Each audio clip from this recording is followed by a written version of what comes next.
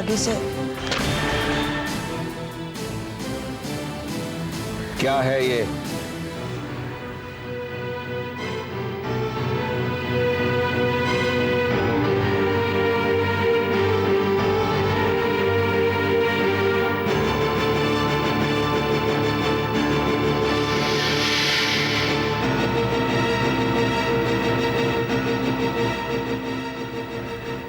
क्या है ये?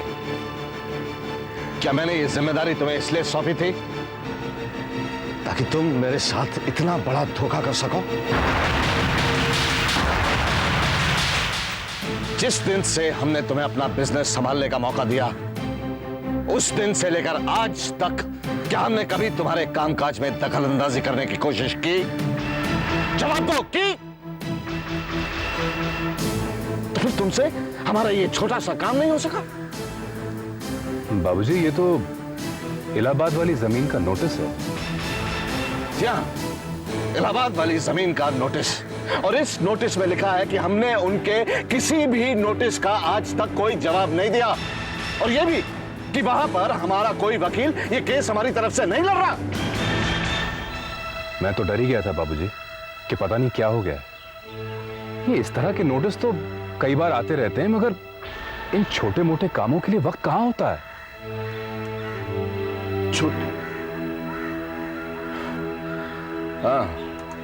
छोटे मोटे काम? तुम तो अब करोड़ों के प्रोजेक्ट संभाल रहे हो ना, तो ये काम तो तुम्हें छोटे मोटे ही लगे। लेकिन ये मत भूलना बेटा कि इस जमीन के साथ मेरा अतीत जुड़ा हुआ है, मेरे कुछ सपने बंधे हुए हैं। बाबूजी, अब अपना काम धंधा छोड़कर बार बार इलाहाबाद कौन जाएगा? बार बार इलाहाबाद कौन जाता रहेगा? बेटा, प्रभु दयाल और मैंने एक सपना देखा था।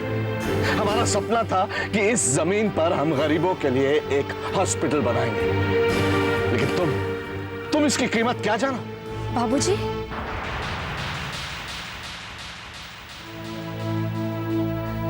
तुम हमेशा यही समझती थी ना बेटा कि तुम्हारे बाबूजी बहुत गरीब आदमी हैं, कि उन्होंने अपने लिए कभी कोई जायदाद क्यों नहीं बनाई?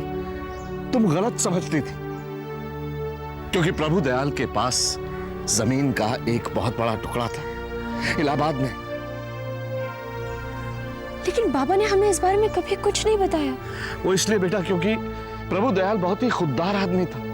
बेशक कैंसर से उसकी जान जाती रही, लेकिन उसने अपने ऊपर एक पैसा खर्च नहीं किया, क्योंकि वो दिल से चाहता था कि उस जमीन में गरीबों के लिए एक हॉस्पिटल बने।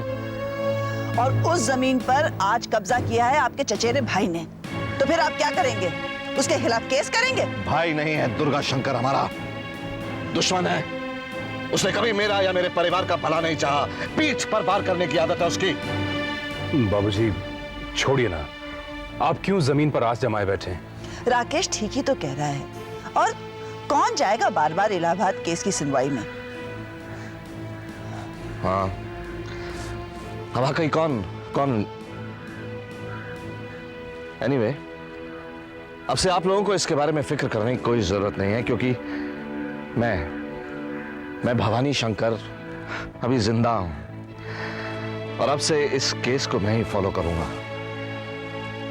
और इरावती जी, रही बात इलाहाबाद जाने की, अगर इस केस की खातिर मुझे वहां जाना पड़ा तो एक बार नहीं, 1000 बार जाऊंगा।